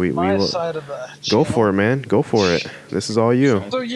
So recently, Capcom has come out. Everybody knows how successful Resident Evil 2, the remake, was. It was like one of the highest grossing games in this last year. Everybody loved awesome, yeah. Reviews.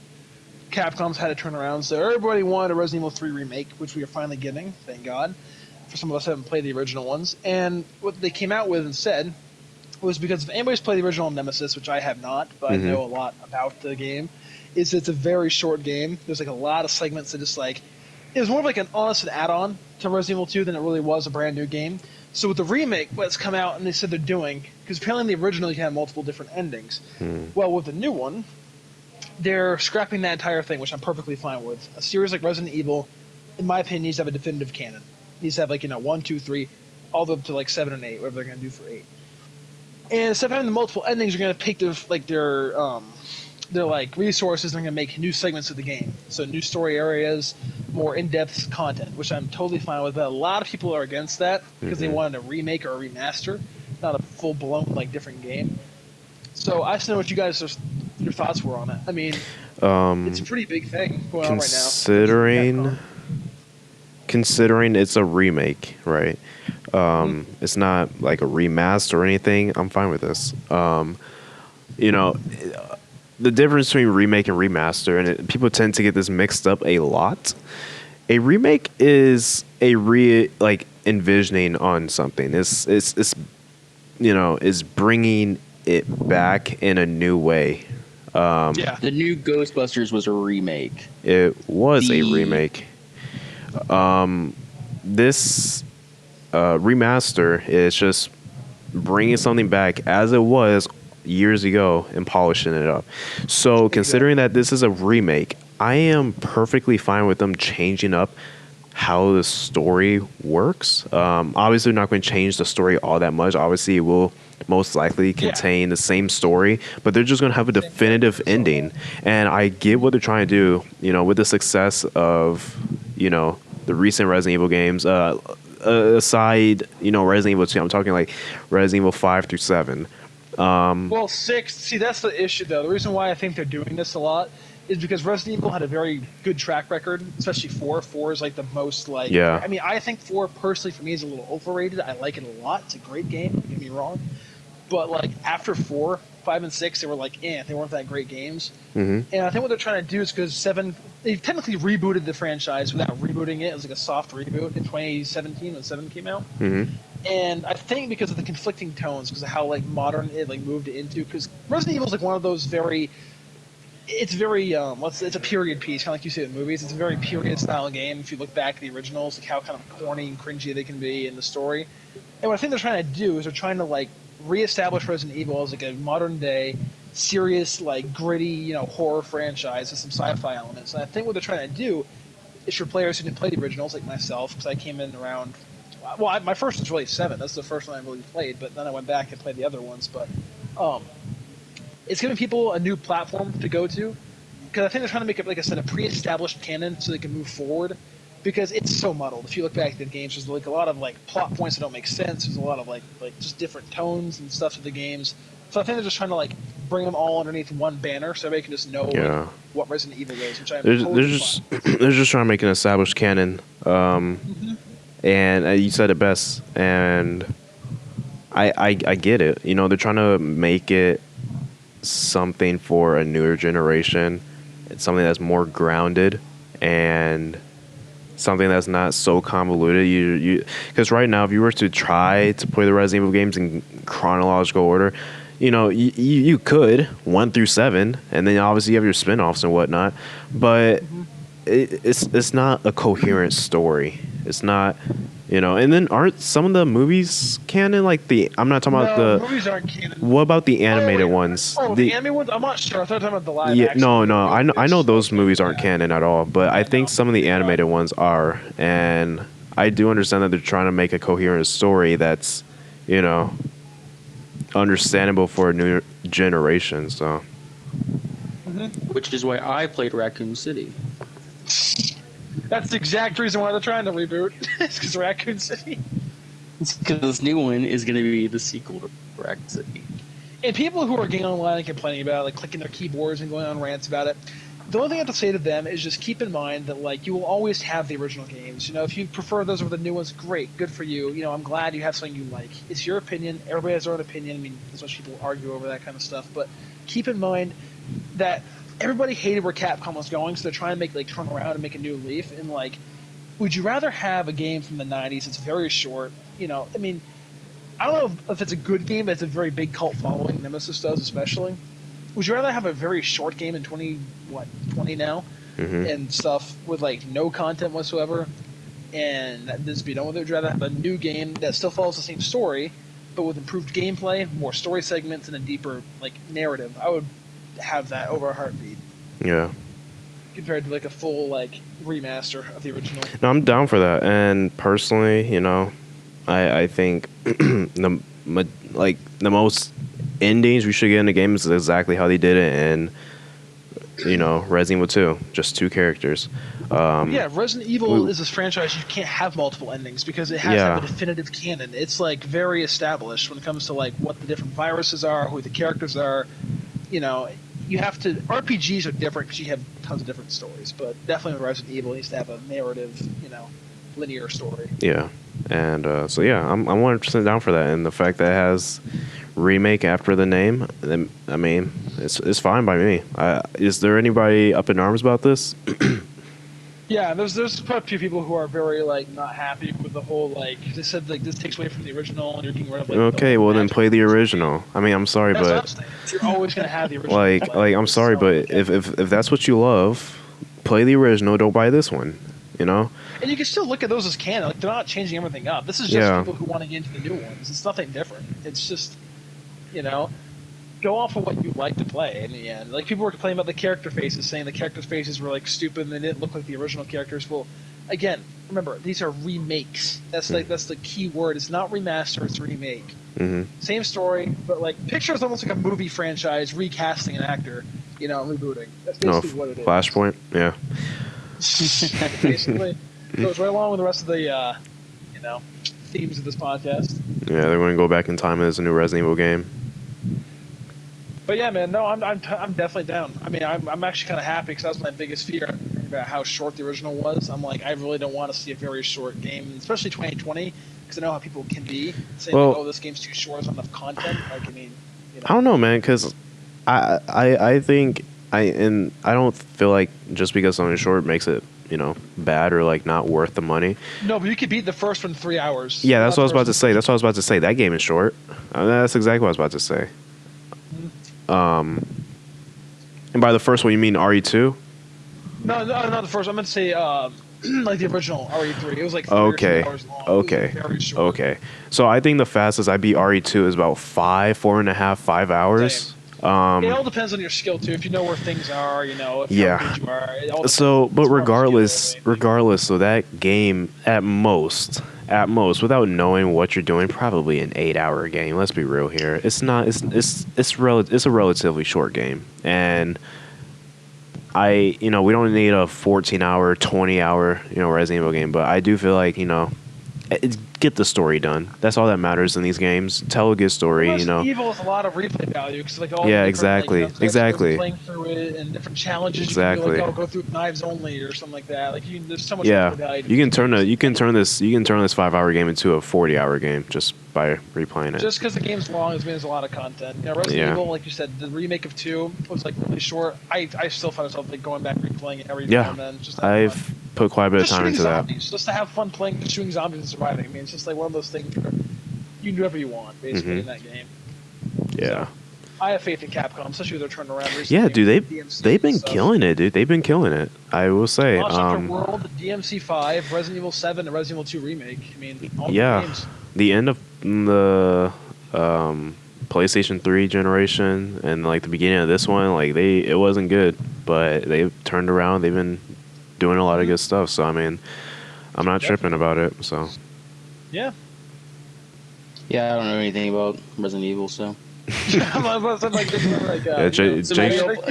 maybe this is the perfect time for me to get into it. Dude, it's awesome. It's awesome. It really is. I really hope they kind of remake 1. People are going to kill me for saying that, but I would like a remake of 1 just to have a definitive starting point. I'm very OCD when it comes to games and playing through them. So like starting at 2 for me and then going, it bothers me. Well, didn't they remaster 1? They did, yeah, but see, it's like the same thing. It doesn't hold up. Like, what's the point of remastering 1 and then remaking 2 and 3? You might as well just remake 1 while you're at it. That's just how I see it. You know? But I don't know. I'm not Capcom. Who knows what they're doing? They could be doing that. We'll never know. I get that. Moving on from that gaming news to some other gaming-related news.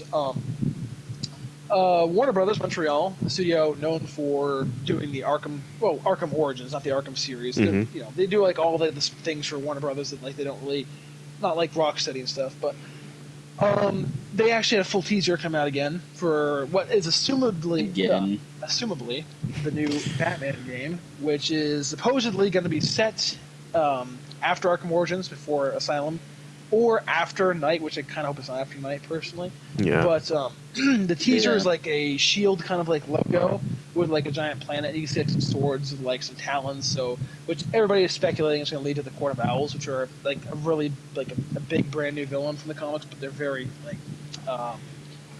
there's a big following for them. Like they're kind of like they should be the pretty much main villain status now. Like they're a really good villain, so they kind of made them like full on like canon. Mm-hmm. And that's the big speculation, is that this game's going to be set in that time period where it's a younger Batman, maybe working with Robin and some other stuff, which I'm totally down for. We've not seen that enough in the Arkham series. And yeah, I mean, like, what do you guys hope for if there's another Arkham game? You want like some new gameplay? You want a bigger open world? Like, what are some of your guys' thoughts on this? I want more things that rely on the Batmobile. I just want the game to be the Batmobile, and then in some places you get to be Batman. Didn't before the podcast you said you want 2 Batmobiles now? Yeah, 2 Batmobiles. Yeah, 2 Batmobiles. Yeah, there we go. I would be okay with a Batmobile and then a Bat bike. Okay. That's actually a rumor. There's going to be a Bat bike in like one of the leaks. I just want to say it needs to focus more on Batman. I just want to say real quick, it's funny, we've been talking about these leaks from Warner Bros. Montreal for, it seems like 2 years now, dude. And yeah, it's going to be hilarious for me at least, I don't know about for you guys. For me at least, when they announced this game at E3 and it's a mobile game, I was just saying it's gonna be funny. Yeah, that's been a thing I've been seeing is people are gonna. It's gonna be funny when it's a mobile game. It's gonna be hilarious. I can tell you right now, I could totally see it being a mobile game. It's gonna be what was that Gotham? There's like a mobile game for Arkham already called like Gotham Villains or something like, or Arkham Villains. And I was like, this is exactly what it's gonna be. Go ahead, man. I'm okay if they just kept it. If they had kept Arkham Knight at Arkham Knight. I'm a big Batman fan, so I'm fine with some more Batman stuff, but I don't know. I want to see the gap though, man. Like I want to see the gap between because like you just can't do Origins. I mean, you could do it, I guess, and just leave it off on that, but like it makes you so mad. People are like, "Oh, Origins isn't canon." It's canon. Get over it. It's canon. Origins is a lot of bad rap, and it's really not that bad of a Batman game. It's a really good story to it, in my opinion. And like I want to see like his relationship with Robin or Oracle or like. Batgirl. I want to see some like his actual Bat family relationships, not just like oh, it's the Joker again. Like I want to see some like I want to see his introduction to the villains. I want to see. I hope it's the Court of Owls. I don't want it to be Joker at all. Mm-hmm. Leave Joker out of the freaking game, please. I love Joker. I'm a huge fan of Joker, but we've had enough Joker for last. I don't think it's gonna be a mobile game just because there has been so many kind of. Oh, there's been tons of leaks when it comes down to stuff. There's been some leaks and kind of these different little just them showing off this stuff. I doubt they would put so much branding into here's a mobile game. Yeah.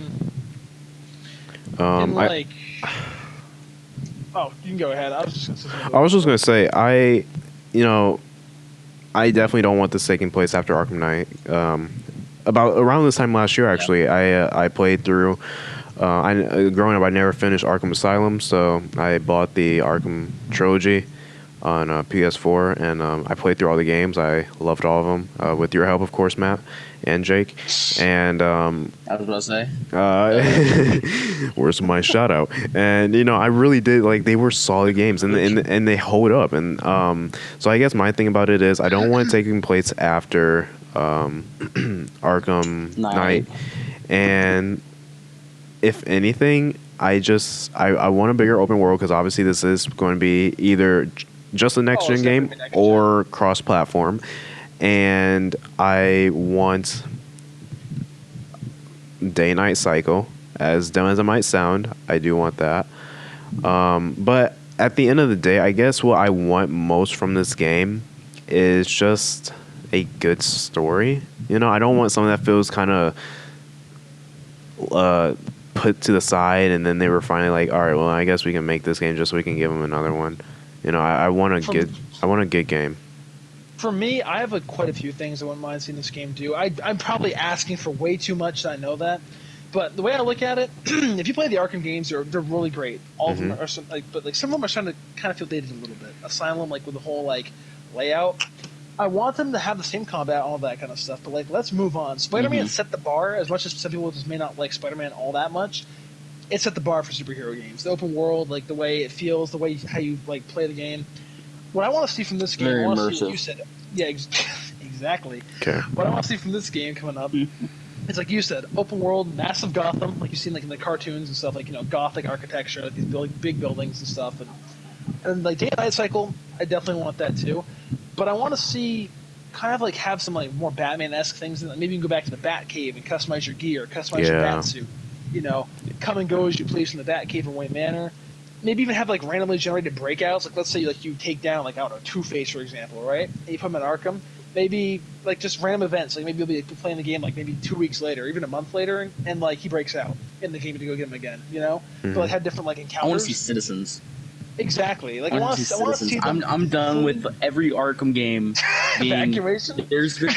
We've evacuated the city. It's how many times a week do you evacuate the city? It's every time they say there's no way we're going to be there's no way we'll be able to evacuate everyone in time. It's every time you've evacuated everyone in time. Exactly. I want to feel like Batman. I want to even like maybe play as Bruce Wayne during the daytime, like for some daytime segments, and then like feel like you're the actual like the Bat of Gotham at nighttime, and like hunt down criminals, and like have a cool like fear tactics, like you can like increase fear like they did with Arkham Knight, but that way didn't go anywhere with the fear stuff. I Like I want to actually the feel fear. like Batman. Yeah, me too. I want to see them like actually tinker with that and actually improve on that in the future. Like, maybe you can, That's kind of a problem though. If you set it after night though, is that you are going to have some limitations that's because what I a was lot saying. of that stuff was introduced in night. I want to see the younger So- Batman. Like I want to see Roger Craig Smith, who It'll be- voices Batman in the Arkham Origins, and he also does Ezio and stuff. I want to see him come back as younger Batman, who is like he's still brutal like he is in Arkham Origins, but he's starting to become more of that refined brutality. You know, like he's to the point where he can get the job done, but More not be over the disciplined. top. Exactly. And like I said, I want to see Dick Grayson's Robin. I'm not asking for much. I just want to see Dick Grayson's Robin, not Tim Drake. And done with Tim Drake. He's been in the last 2 games. Because he was in the DLC for Arkham Origins. So if this is set after Arkham Origins but before Asylum, it could definitely be done. Like I want to see that. Like I said, I want to see the fear be used. I want to like have like the feeling of being Batman. Like Arkham Knight had that, but like and then I want to see the Batmobile, but only for transportation. No tank crap, please. Like I understand they're trying to go with it to make the Batmobile feel very innovative, you know, gameplay wise, but like just leave it that. I want like just a Batman simulator basically, where you feel like the freaking like How the Dark Knight. about Batmobile transportation and the occasional chase scene? That's fine. Chase scenes are fine. Even like some puzzles has like a winch. I'm fine with a winch. Like Uncharted 4 does that too. Like just anything like that, but not like cannons and freaking like going up the side of buildings. You don't want those AR challenges? No, Mike, don't even go there with me. Dear God. But yeah, You want to do? I'm probably asking, like I said, way too all much. stars. You have to get all 3 stars and like 27 AR challenges that are all the same AR challenge. You don't want to. Yeah, basically. But yeah, man. Well- I'm probably asking for way too much, but you know, I'd like to see that be a thing. For So next be gen. Montreal, if you're listening to me, say you just make it an entire Batmobile game. DLC Bat Bike, DLC Batcopter, man. Bat boat. Bat Boat. Don't forget about that. There we go. That's what they should do. Is instead of just having the Batmobile, you have every mode of bat transportation, even bats. The bats make like a landing pad for you. That would be something that would be cool for an ability. Is if you could do that classic like bats surround you thing. Mm-hmm. That'd be cool. Yeah. Speaking of a new game and a series, we're all done with Batman. I'm good. I don't really care for Assassin's Creed anymore, but I don't know, man. They're making another one. Apparently, a lot of rumors about Another one. another one. Oh yeah, rumors about Assassin's Creed Ragnarok, and I gotta say, I was done. Syndicate. Syndicate was probably the last one that I really cared about. I don't really care about Origins. It was a fun game, but I could have done without it. I can't even get into. I'm not a big fan of Odyssey. It just doesn't feel like Assassin's Creed to me anymore. Now it's just like a Totally with you. choose your own adventure game. Well, It just feels I like a got some choose bad your own news for you adventure, then. and I'm just like, Because- Ragnarok. We're Yeah, because Ragnarok supposedly, huh? What, Jake? it just. Oh no. Sorry, you can go. You go. No. I just don't know if you know what the gameplay is gonna be like. No. It's gonna be like the same thing as Odyssey and Origins. This was gonna say bad news for you because. So it's just another RPG. But the thing is, the guy working on it is Ishraf Ismail. I think I pronounced his name right. He did Black Flag and Origins, and they're both really good stories. And I think you are an assassin in this game, but it has very similar tones to the other two. Combat-wise, it's the finale of the Ancients trilogy, which is Origins and Odyssey. So Ragnarok's the finale. And basically, yeah, I think you're a descendant of the ones from Odyssey, of Alexios and Cassandra, or whichever one you chose. Because nothing says I'm a Viking or I'm an assassin and I am stealth. I like Viking. Yeah. Same thing as Spartan and Egyptian warrior. All of these are just great branding for your ninja assassin clan. But yeah, I honestly, Syndicate was probably the last Assassin's Creed game that I really was into. Because all these other ones, they just took a weird RPG like style to it, and like this choose your own adventure, and it just was weird. Well, dude, Ubisoft is doing that now. There's something like for a while, Ubisoft came back, like when it came to like their titles being really good, But then now they're starting to go down the same exact route they had before. They're all starting to feel the same. Like Far Cry added RPG elements this last year, and Ghost Recon Breakpoint's literally like Division 2. It's like they're just starting not even to have. It's also not like blend into one game at this point. It's kind of about but I'm honestly not too excited to play with Watch Dogs Legion. I honestly like it. It just feels so.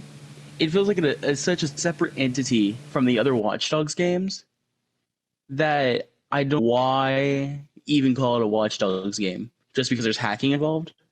Like it's a completely different game. Like what was a single player,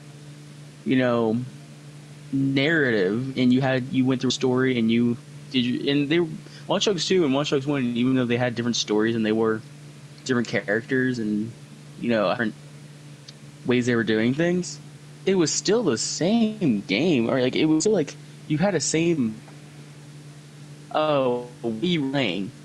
And this like Legion, it's like play as an old grandma, play as this ex-military. Well, I think that's why they delayed it. It's like, I think Ubisoft's trying to realize, like, okay, we gotta take a step back and fix our games a little bit. So that's what happened with Breakpoint, dude. Breakpoint has so much potential. I love the open world of Breakpoint. I love everything with it, but it is such a copy and paste of Division 2. It kills me. It really is. It's really like they've rushed it, and the glitches are ridiculous. Yeah. Like, there's no excuse for that in 2019, or what was 2019 when it came out, not anymore. But yeah, but apparently with Ragnarok, there's multiple editions. And of course, Ubisoft is the king of multiple editions. How many editions? Is it gonna be like 11? Like it's gonna be like 11 like the standard origins? edition. I guess it's probably gonna be a deluxe edition. There's a gold edition, and the king of all of it, the Valhalla edition. I saw that when I knew there was the Valhalla edition.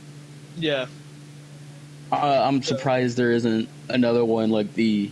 I'm sure there's going to be more. These are just the ones they've shown right now. There's going to be the Viking edition, the Mjolnir edition, the the boat edition. Like there's going to be so many different editions of this one game that honestly it's just a bunch of different. That's another reason I'm not a big fan of these newer ones, because like the old ones, like you had like a season pass. You didn't have like a 16 editions of a game. And all they do, all the different editions do, is have different cosmetics. Like they're really nothing. And the funny thing is, people will drop money, like $120 for, like, let's say Odyssey, for example, like the Ultimate Edition with the Steelbook and the season pass and all this extra content. You're paying extra for gear. You get the beginning of the game that lasts you 2 missions, and then you get better gear that's better than that. So like, what's even the point? You're gonna get gear max that out anyway. Yeah, because that was a problem I had with Origins, is that there was like gear you could get from spending money, but there was better gear in the game, but there was no way to make that gear better equipment. Like there was no so basically I had to choose over, do I want to have better gear or do I want to use the gear that I had to spend money on? Aesthetically cool, basically. Yeah, it's like Odyssey kind of corrected that, because with Odyssey, if you get better gear, you can take let's say you like a certain chest piece, like you like the look of it, and you can just you can just take the stats, you put on transfer it. For free. Yeah, it's really easy. It's just for cosmetic, which I do like. I'm glad it added that, so you can look like. For me, I'm like I said, OCD when it comes to games. I like having the assassins in their actual outfits the whole game. Yeah. So for Odyssey, I know there's tons of different armor sets in Odyssey, but I always have the armor set from the front of the cover because I'm just very OCD like that. Yeah. So I'm glad I have that, because then I get better gear and I can just make it look like that armor. So I like that. which I do like. But yeah, I'm like, I really hope Ragnarok's good because I like Norse mythology kind of stuff. Because all of the ones we've dealt with have to do with mythology, like the Egyptian, Greece, and now we're doing Norse. I just really hope it's good. I don't want to just feel like another RPG, like Odyssey was. Am I gonna have to fight Odin and Thor because of animus glitches? Who knows, man? Who knows? But I just want to say I've only played like 2 of these games, that being Revelations and Black Flag. Didn't finish either of them, so. Well, Black Flag is good. Revelations is bad. So I mean, that's probably a red flag right there for you. But yeah. I mean, like I don't know, dude. I want this game to be good, but I want it to feel like Assassin's Creed again. That's the biggest problem. Is like there's no differentiating the franchise from like any other RPG out there now. I know Odyssey is made by Ubisoft Quebec, not Montreal though. So what's your opinion on the UI of the game? Because I was looking at that when we was preparing for this podcast. I was looking at some articles about it, and it showed a video of, I think it was Odyssey, and that UI. Like, what's your opinion on the UI? I don't like any game that tries to use the whole mouse and cursor UI on console, because to me it's like, what's the point? I mean, like I get it, you're trying to make it more modern and relevant, like a PC game, but it looked really bad. I'm not talking from like a gameplay standpoint, but the UI was like, I was like, lordy. Like menu UIs? Are you talking about the menu? Yeah, the menu, like the menu, and then also the HUD. Like, I mean, the HUD's fine. I have no issue with the HUD. I mean, that's not a big deal. I mean, I can. The worst HUD I've ever encountered in the game is Horizon Zero Dawn. Great game. Oh my but god, HUD. dude. But, had to go through. No, I mean the HUD never bothered me. It's just like the main menu, like the cursor, like with the mouse. Okay. It's just like waste your Yeah, because I saw that and I was like, lordy. But I will say, I haven't touched an Assassin's Creed game since whenever Black Flag came out, 2013, 14, whenever that was. But I saw the combat and I was like, huh, this looks like something I could get down on, honestly. It's like Witcher mixed with Dark Souls, basically. It looks fun, so I mean, I'm willing to try it. No, the combat's good, and the new ones. The issue is just there's no stealth elements, basically. I mean, Origins had stealth elements. I actually got not. Odyssey though, it's very much just like run and slash. In a game called Assassin's Creed. Yeah, exactly. People who used to wear hoods and have cool hidden blades. Like the hidden blade was the mascot of the franchise. It's not even in Odyssey. Yeah. Like, come on. Like, I mean. Yeah, he has like a knife. Doesn't he have like that magic knife or whatever? The Spear of Leonidas, which is the piece of Eden. If you know what that is, you're an assassin. Know what that is. So dumb.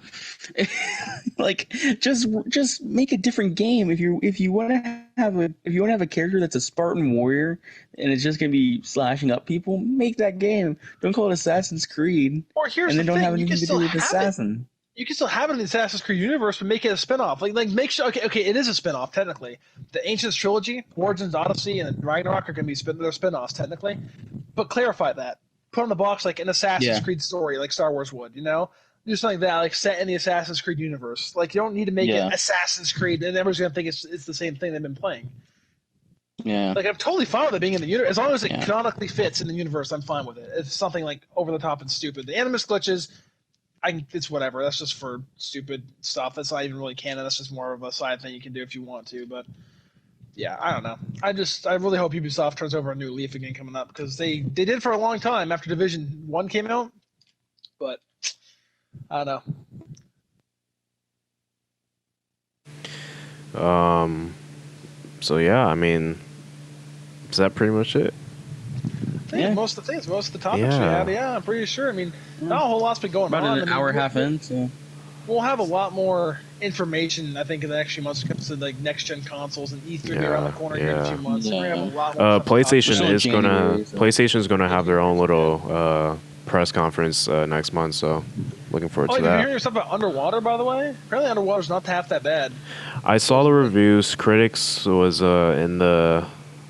It was below the 50s, and then I saw audience was, I think it was low 60s. Yeah, I've been hearing like kind of some people say it's just a fun movie to watch. I might check it out. I mean, yeah, I might matinee. I was just thinking because you said January, so it just came in my head. That's kind of off topic. But. Yeah, January is typically a dumping ground for movies, though. Like this is the only month where we tend to see a lot of bad movies. Do we have any games coming out this month? Yeah. Or anything game related? Let me double check. Yeah, I don't know. This year's Let's gonna be a see crazy here. year for games. From freaking April onward, it's gonna be insane.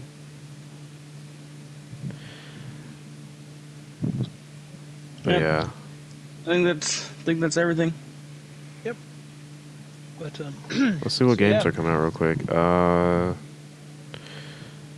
Final Fantasy Crystal Chronicles Remaster. Woohoo! I hate you. Some people are excited for the Crystal Chronicles. Star Wars Force Unleashed 1 remaster. Yeah. Shut up. Woo! January so far nothing. A lot of JRPGs I'm Call of seeing. Duty Black Ops 4 remastered. Oh What? my God. Crazy. That game needs a Um, remaster and it just came out. yeah, nothing. I mean, unless you're looking forward to Rugby 20. Woohoo! Yeah, If nothing's you're really for, come out. looking for Battle Royale mode. DLC that's coming out, Battlefront 2, BB-8 and BB-9E join the list of heroes. When is that, exciting. dude? Like, have they not announced that? They haven't said. I think it's gonna be late January now. I thought it was gonna be next week, but they haven't said anything.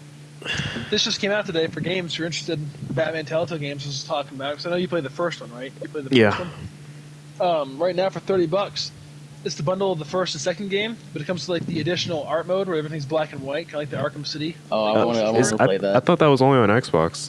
No, it is, but now it's on PlayStation. It just came out today. You can get the awesome. bundle for $30. It comes with season 1 and 2 with the remastered artwork. I mean, you can pick. You can still flip between the original and that one. Yeah.